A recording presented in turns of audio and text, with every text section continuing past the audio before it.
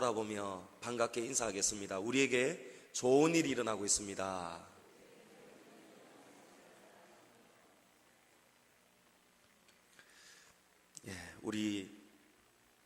저와 여러분의 삶에는 반드시 하나님의 은혜가 필요합니다. 그렇죠, 여러분? 하나님의 은혜가 없이는 우리가 살아갈 수가 없습니다. 나오미가 지금 고향 땅 베들레헴으로 돌아오게 된 것도 그 전까지는 폭풍을 지났지만 그 폭풍을 통해서 하나님 품으로 돌아오도록 하신 그 은혜가 있기 때문에 나오미가 지금 베들레헴으로 다시 돌아왔습니다. 우리 지난 시간에 저와 여러분의 삶에 회복의 역사가 필요하다고 말씀을 드렸습니다. 저와 여러분의 가정이 잔치집이 돼야 돼요. 잔치집에 고기 냄새가 진동하고 맛있는 음식 냄새가 진동할 때 사람들이 찾아오잖아요. 제가 지난주에 제가 좋아하는 그 홍어를 이야기했잖아요. 잔치집에 저 같은 사람은 홍어 냄새 나면 좋아서 쫓아갈 거예요. 그랬더니 그러면 월요일날 홍어가 온 거 있죠. 저는 몰랐어요. 홍어가 이미 딱 부산에 도착해가지고 사모님이 전화가 오셔가지고 홍어가 왔는데 홍어 먹으러 오라시는 거예요. 그럼 얼마나 재밌는지 몰라요.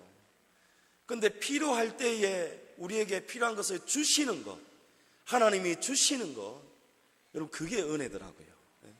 다른 것이 은혜가 아니고 저와 여러분의 삶에 필요한 그 순간순간마다 하나님이 필요한 것을 공급해 주시는 것, 여러분 그게 은혜입니다. 우리의 삶에 은혜가 임해야 됩니다. 지난 여름 얼마나 우리 가뭄이 깊었습니까? 얼마나 극심했습니까? 농부들이 전부 다 망연자실해가지고 슬픔과 절망 속에 빠졌어요. 인도에는 30년 동안 가뭄이 지금 계속되는데 그 30년 사이에 농부들이 너무 괴로워가지고 자살한 사람의 숫자가 5만 9천 명이라고요. 비가 오지 않아가지고 자살을 한 농부의 숫자가 5만 9천 명. 여러분 하나님이 때를 따라서 비를 주시는 것, 여러분 그것이 얼마나 감사한 은혜인지 몰라요. 신명기서 11장 13절 이하에 보면 내가 오늘 너희에게 명하는 내 명령을 너희가 만일 청종하고 너희의 하나님 여호와를 사랑하여 마음을 다하고 뜻을 다하여 섬기면 여호와께서 너희의 땅에 이른 비 늦은 비를 적당한 때에 내리시리니 너희가 곡식과 포도주가 기름을 얻을 것이요. 하나님이 이렇게 말씀하셨어요. 우리가 하나님 말씀을 잘 듣고 청종하고 하나님의 명령을 따라서 잘 살아가면 하나님이 알아서 도와주시겠다는 거예요. 이른 비도 주시고 늦은 비도 주시고 저와 여러분의 필요한 때를 따라서 우리의 가정 속에, 우리의 자녀들 속에, 저와 여러분의 삶의 건강 속에 하나님이 때를 따라서 다 도와주시겠다는 거예요. 하나님은 때를 따라 돕는 은혜를 내려주시는 분임을 믿으시기 바랍니다. 저와 여러분에게 이렇게 은혜가 필요합니다. 가정 속에, 일터 속에, 특별히 우리 교회 위에, 우리 양지중앙교회 위에 하나님의 은혜가 가득히 넘쳐야 되는 거예요. 근데 이 은혜가 우리의 삶을 찾아와야 돼요. 은혜가 번지수를 잘 알아서 우리의 삶으로 올 수 있도록 우리가 살아가야 되는 거예요. 오늘 말씀해 보면 여러분 은혜가 임하는 곳이 따로 있습니다. 아무 곳에나 은혜가 오는 게 아니고 은혜가 우리의 삶으로 찾아오도록 하는 그런 우리의 자세가 있어요. 그 자세가 첫 번째로 하나님 품으로 돌아올 때 은혜가 임하는 거예요.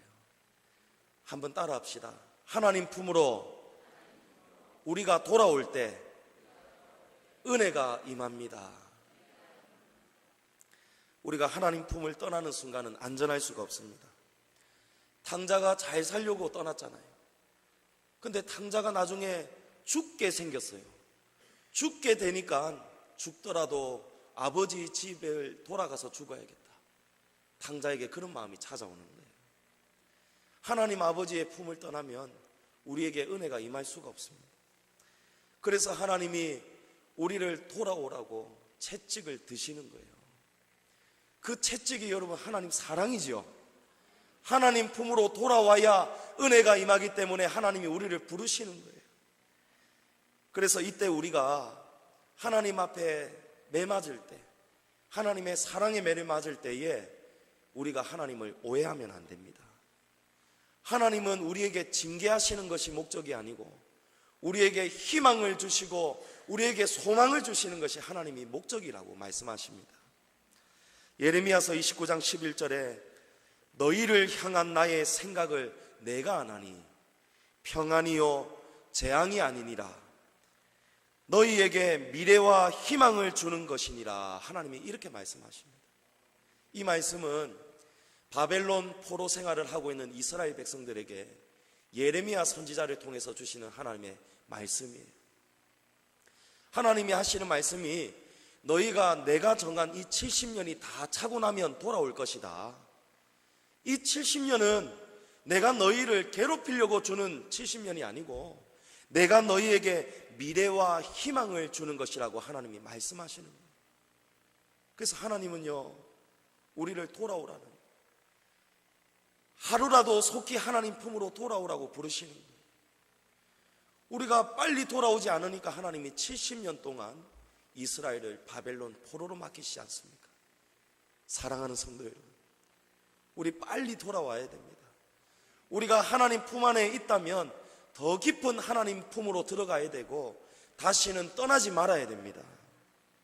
깨달은 자는 속히 이 말씀 가운데 하나님 품으로 돌아오셔서 은혜가 임하기를 축복합니다. 오늘 말씀에 나오미가 룻과 함께 돌아왔습니다. 폭풍을 지나 하나님 품으로 돌아왔어요. 근데 돌아오고 나니까 그때가 보리를 추수하는 때였는데, 그런데 이 나오미에게는 먹을 것이 없는 거예요. 왜냐하면 나오미가 땅이 없어요. 기업이 없습니다. 아무것도 없습니다. 왜 그렇습니까? 모든 재산을 다 팔고 떠난 거예요.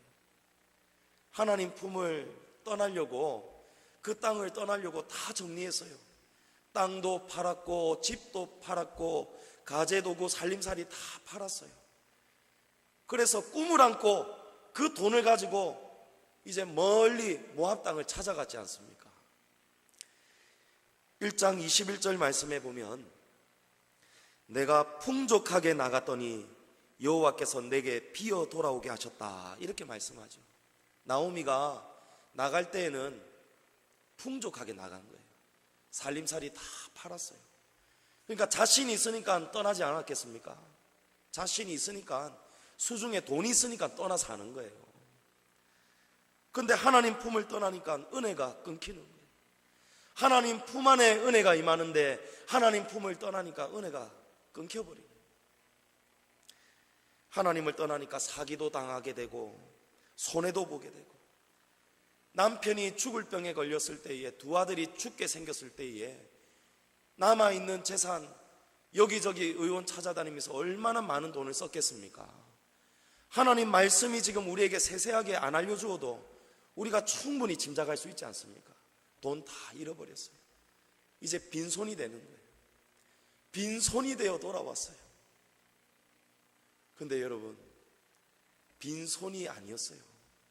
빈손이 되었기 때문에 나오미가 돌아왔지만 이제 하나님 품으로 돌아온 나오미에게는 누가 계십니까? 하나님이 계시는, 하나님의 은혜가 임하는 거예요.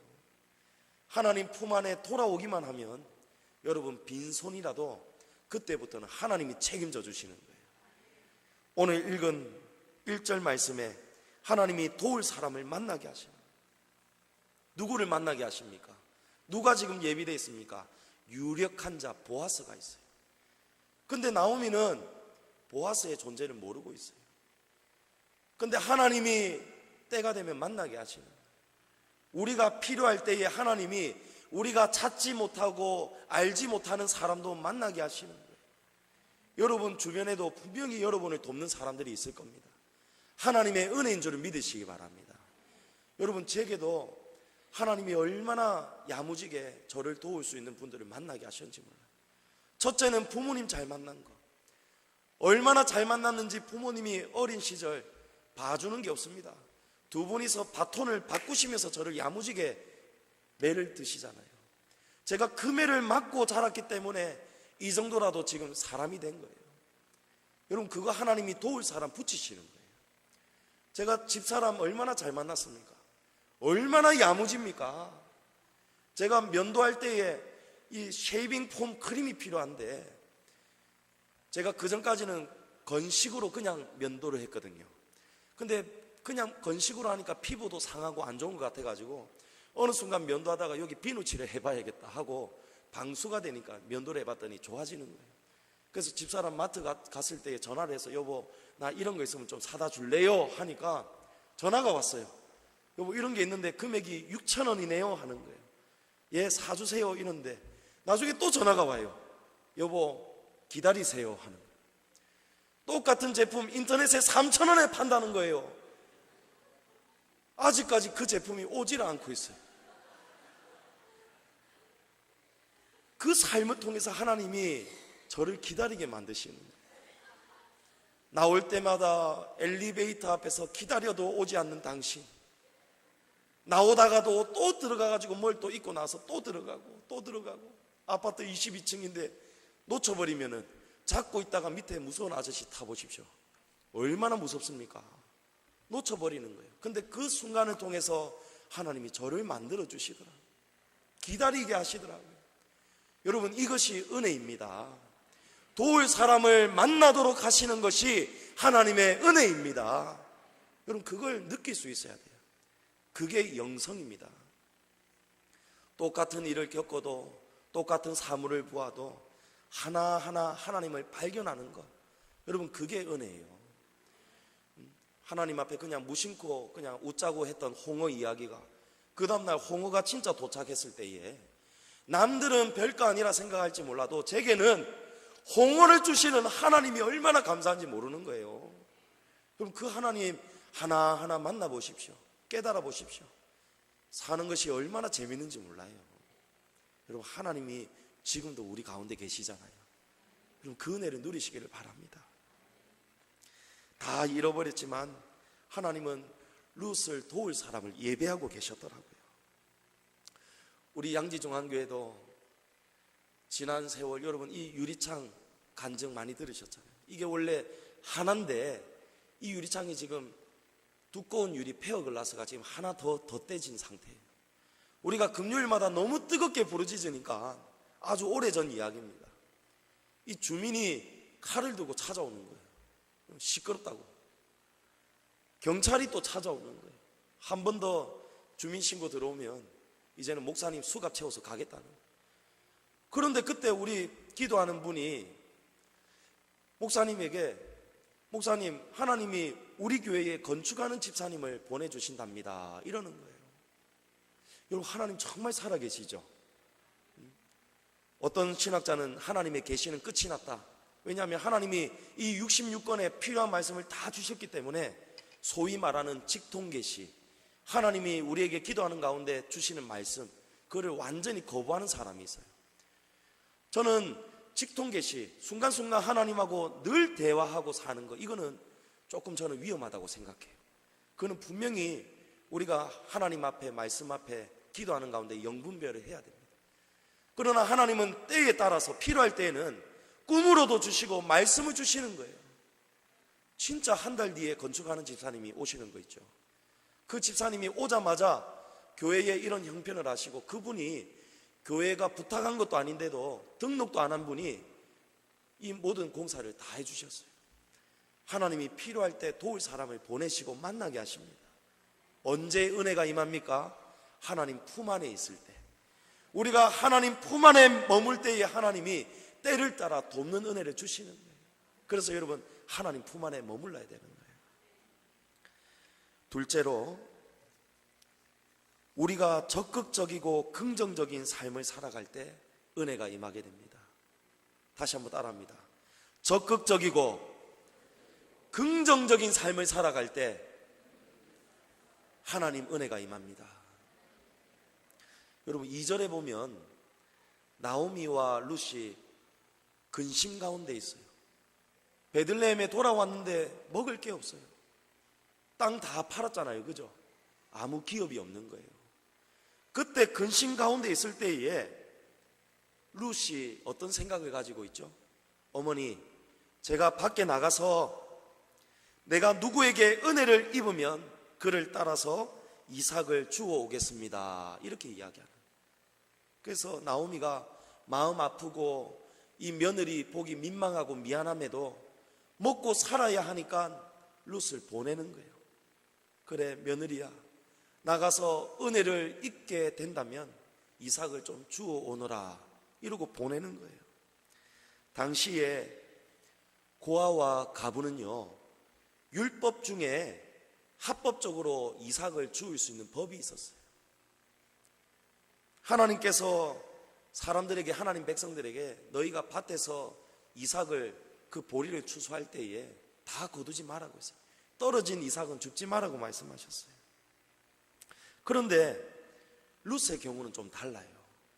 룻의 경우는 경쟁하는 그런 가부들 사이에서도 룻은 이방인이기 때문에 베들레헴 땅에 거주하는 과부가 아니잖아요. 우리들 주워 먹을 것도 없는데 서로 경쟁해야 되는데, 그런데 반갑지 않은 이방 여인이 와서 이삭을 줍는 것, 그것도 젊어서 과부가 된 젊은 여인으로서 남 앞에서 부끄럽고 수치를 가지고 나아가야 되기 때문에 룻에게는 이것이 굉장히 힘든 일이에요. 밭에 가서 허락을 받아야 되죠, 그죠? 은혜를 입는다는 것은 제가 가부인데 이방인임에도 불구하고 당신의 밭에서 떨어진 이삭을 주울 수 있도록 허락해 주십시오, 이 은혜를 지금 구하는 거예요. 룻이 지금 이렇게 나가는 것이 분명히 어려워요. 마음이 힘들겠죠. 남의 집에 뭐 좀 갖다 주어라, 우리 집에 쌀이 지금 많으니까 이 쌀을 좀 나누어 주어라, 갖다 주는 거는 얼마나 우리 마음이 기쁩니까? 근데 쌀 떨어졌을 때에 옆집 가가지고 쌀 좀 얻어오너라 이라면 우리 가서 얼마나 마음이 힘들어요. 지금 룻의 마음이 지금 많이 힘들지 않겠어요? 형편이 굉장히 열악한 상태.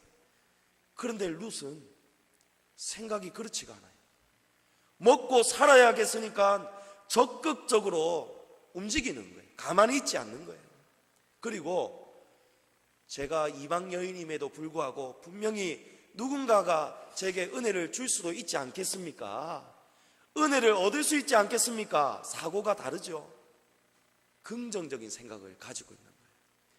며느리야, 너 나가서 좀 얻어오너라 시켜도 부정적인 사람은 어머니, 양심이 있으면 좀 바른 말 좀 하세요. 제가 이방 여인입니다. 제가 어머님 믿고 따라왔는데 어머니 왜 저보고 지금 이렇게 힘든 일 시킵니까? 뭐라 합니까? 이러면서 부정적으로 반응할 수도 있겠죠. 근데 나오미는요, 가만히 있지 않고 적극적으로, 그리고 긍정적으로 반응하는 거예요.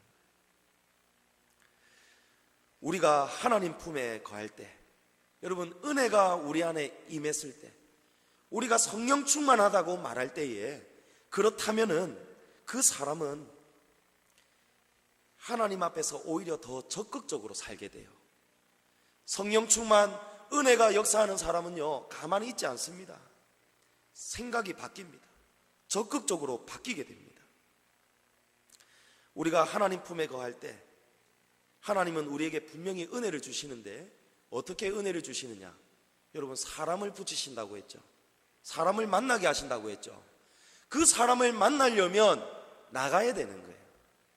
가만히 앉아 있으면 안 됩니다. 나가서 문도 두드려야 되는 거예요.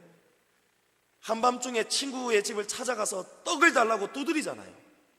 그 친구가 한밤중에 있는데도 나올 때까지 두드리잖아요.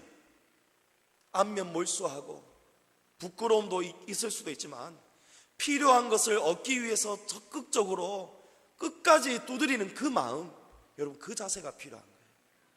그러나 반대로 우리가 낙심하고 실망하고 가만히 있는 거 있잖아요. 움직이지 않는 거. 처와 자식은 지금 굶어 죽어가고 있는데도 끝까지 자기 자존심 때문에, 자기의 학벌 때문에 시시한 일 안 하는 사람들이 있어요. 그럼 그렇게 사는 것은 은혜의 사람이 아니에요. 은혜가 있는 사람은요, 은혜가 임하려면요, 적극적으로 나가야 돼요. 뭐라도 해야 되는 거예요. 두드리는 곳에 길이 있는 거예요. 사람을 하나님이 만나게 하시는데 그러려면 우리가 적극적으로 나가야 되는 거예요. 창세기 6장 8절에 노아는 여호와께 은혜를 입었다 이렇게 말씀합니다. 노아가 하나님의 은혜를 입으니까 어떻게 삽니까? 평생 뭐 하면서 살았습니까? 배 짓고 살았어요. 그것도 산에서. 바다도 호수도 아닌 산에서 배를 짓고 사는데, 여러분 그 세월이 100년이 넘는 세월 동안에 얼마나 많은 사람들이 놀렸겠습니까? 멍청한 가족들. 이렇게 더운데 무슨 비가 온다고, 저렇게 높은 산에 비가 채워지려면 도대체 얼마나 많은 비가 와야 된다는 소리야. 사람들이 손가락질하고 조롱하고 비난했어요. 그런데 노아에게 하나님의 은혜가 있으니까, 이 안에 은혜가 넘치니까 노아가 어떻게 삽니까? 굴하지 않는 거예요. 적극적이고 하나님을 의심하지 않고 끝까지 긍정심을 가지고 하나님 붙잡고 사는 거예요. 여러분, 우리의 마음속에 적극성과 긍정성이 항상 가득해야 돼요. 남들은 안 된다고 말할 때 우리는 된다라고 이야기할 수 있어야 되는 거예요. 제가 이전에 사역하는 교회에서 부흥회 하는데 그 부흥 강사님이 우리는 할 수 있습니다, 우리 됩니다 이러면서 각자의 성을 붙여서 나는 김된다, 이시성을 가진 사람은 나는 이된다 이러는 거예요. 저는 조된다 하는 거예요. 근데 그 가운데에 얼굴이 막 근심이 가득한 사람이 있었어요. 그분의 성이 뭐냐면 안가였어요. 안시. 나는 안 된다 하는 거예요. 여러분, 안 되는 거 없습니다. 안시성을 가져도 하나님 안에 있고 적극성을 가지고 살고 이 안에 긍정심 가지고 살면 안 된다가 된다가 되는 거예요. 여러분, 김석균 씨가 쓴 시 가운데, 노래 가운데 왜 나만 겪는 고난이냐고 불평하지 마세요. 고난의 뒤편에 있는 주님이 주실 축복 미리 보면서 감사하세요. 너무 견디기 힘든 지금 이 순간에도 주님이 일하고 계시잖아요. 남들은 지쳐 앉아 있을지라도 당신만은 일어나세요. 힘을 내세요. 힘을 내세요. 주님이 손잡고 계시잖아요. 주님이 나와 함께함을 믿는다면 어떠한 역경도 이길 수 있잖아요. 여러분, 이것이 우리의 신앙입니다. 하나님이 도와주시는 거예요. 우리가 멈추지 않고 포기하지 않고 앉아있지 않고 일어나서 하나님 품으로 돌아오고 하나님께 기도하면 하나님이 도울 사람을 만나게 하시는 거예요. 유력한 자 보아스를 만나게 하시는 거예요. 마지막으로 우리가 부지런하고 성실할 때 은혜가 임하게 됩니다. 다시 한번 따라합니다. 부지런하고 성실할 때 은혜가 임하게 됩니다. 나오미가 돌아왔지만 먹을 곡식이 없을 때, 제가 깜빡하고 넘어가 버렸는데 3절에 보면 룻이 나갔을 때, 적극성을 가지고 나아갔을 때에 우연히 엘리멜렉의 친족 보아스에게 속한 밭에 이르죠. 여러분, 표현이, 우리에게 하시는 표현이 우연이지 여러분 우연이 없습니다. 잠언서에 보면 제비는 사람이 뽑으나 모든 일을 작정하시기는 하나님이 하신다고 했어요. 하나님이 영원 전부터 다 알고 작정하고 계시는 거예요. 하나님은 룻이 가만히 있지 않고 적극적으로 나가면 엘리멜렉의 친족인 보아스의 밭에 이른다는 것을 알고 계셨어요. 그리고 4절에 마침 보아스를 만나게 되지 않습니까? 여러분, 우연과 마침 사이에 하나님의 은혜가 임하는 거예요. 하나님이 역사하는 거예요. 그런데 이 땅에 룻이 일을 할 때에 어떻게 일을 했느냐? 쉬지 않고 부지런하고 성실하게 일을 한 거예요. 보아스의 눈에 룻이 유독 들어오는데 룻의 첫인상이 굉장히 인상적이었어요. 5절에 보니까 이는 누구의 소녀냐? 도대체 저 여인이 누구냐? 물어보니까 사환이 대답하기를 이는 나오미와 함께 모압 지방에서 돌아온 모압 소녀인데 아침부터 와서는 잠시 집에서 쉰 외에 지금까지 계속하는 중입니다. 이러는 거예요. 여러분, 여기 집은요, 지금 나오미와 룻이 잠시 거하는 마련한 그 집이 아니에요. 룻이 쉬려고 자기 집으로 돌아가서 쉬고 돌아왔다는 그 집이 아니고 밭에 근처에 있는 잠시 쉴 수 있는 곳, 오두막과 같은 그곳을 말하는 거예요. 그것도 단 한 차례. 룻이 단 한 번 잠시 쉬었다는 거예요. 단 한 번 쉬고는 아침 일찍부터 와가지고 지금까지 저렇게 쉬지 않고 열심히 땀을 흘리며 떨어진 이삭을 찾아다니며 죽고 있다는 거예요. 근데 보아스가 그 모습을 보니까 그 모습이 너무 아름다워 보이는가 봐요. 너무 아름답고 진실해 보이는가 봐요. 막 마음이 열리는 거예요. 여러분, 주변에 어렵고 힘든 사람들, 우리에게 교회에 찾아오거나 또 우리 친척들이 우리에게 연락이 오거나 도움을 요청할 때가 있잖아요. 그런데 어떤 사람은 보면 말하지 않아도 도와주고 싶고 마음이 막 애가 쓰이고 저 집에 뭐가 부족하지는 않는지 막 도와주고 싶은 그런 마음이 열리는 사람이 있어요. 그 사람들 여러분 한번 머릿속에 떠올려 보십시오. 분명히 그 사람은 열심히 사는 사람일 거예요. 하나님 사랑하는 사람일 거예요. 저렇게 잘 믿고 교회 생활 열심히 하고 하나님 앞에 저렇게 눈물로 기도하는데도 유혹과 같은 고난 중에 있는 성도, 저 사람이 나쁜 것도 아니고 부지런하지 않은 것도 아니고 성실한데도 열심히 사는데도 뭔가 풀리지 않는 사람 보면 여러분 우리 마음이 자꾸 열리는 거예요. 여러분 그게 하나님이 주시는 마음이에요. 하나님은 사람을 통해서 도와주시잖아요. 그죠? 그 마음을 저와 여러분에게 주시는 거예요. 그런데 어떤 사람은, 다른 사람은 가만히 노력도 하지 않고 앉아있는 사람이 있어요. 앉아서 남이 그냥 도와주기만을 바라는 사람이 있어요.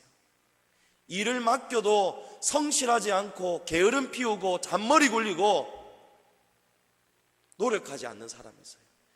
맡은 자에게 구할 것은 충성이라고 했어요. 여러분 충성해야 돼요. 열심히 해야 돼요. 어느 곳에 가든지 인정받는 사람이 되시기를 바랍니다. 어디를 가더라도 저 사람 정말 열심히 한다. 사람이 보든지 안 보든지 간에 사람이 없어도 여러분 하나님이 보고 계시죠. 하나님 앞에서 진실하게 일한다. 땀 흘려 일한다. 시키지 않아도 알아서 필요한 곳에 일을 한다. 정말 저 사람 착하다. 그러면 그 사람 어디를 가더라도 누가 물어와도 그죠? 와, 저 사람 진짜 좋은 사람입니다. 우리가 그 사람을 칭찬하게 될 거예요. 인정하게 될 거예요. 그런데 게으름 피우고 노력하지 않고 가만히 그냥 눈치만 살살 보다가 사람 눈치 보면서 사람이 볼 때 일하고 보지 않으면 일하지 않는 그런 사람들이 있어요. 그 사람은 성실하다고 할 수가 없어요. 그런 사람은 하나님도 인정하지 않는 거예요. 성실하지 않고 부지런하지 않으니 은혜가 임할 수가 없는 겁니다. 골로새서 3장 22절 이하에 보면 이런 말씀이 있어요. 종들아 모든 일에 육신의 상전들에게 순종하되 사람을 기쁘게 하는 자와 같이 눈가림만 하지 말고 오직 주를 두려워하여 성실한 마음으로 하라. 무슨 일을 하든지 마음을 다하여 주께 하듯 하고 사람에게 하듯 하지 말아라. 이는 기업의 상을 주께 받을 줄 아나니 너희는 주 그리스도를 섬기느니라. 그리스도의 사람이라면 주께 하듯 하라는 거예요. 무엇을 해도 하나님을 섬기듯이 섬기라는 거예요. 우리 그리스도인은요, 여러분 빛이 되고 소금이 돼야 되는데 그냥 막연하게 어떻게 빛이 되겠습니까? 어떻게 소금이 되겠습니까? 사람들로부터 인정받아야 되는 거예요.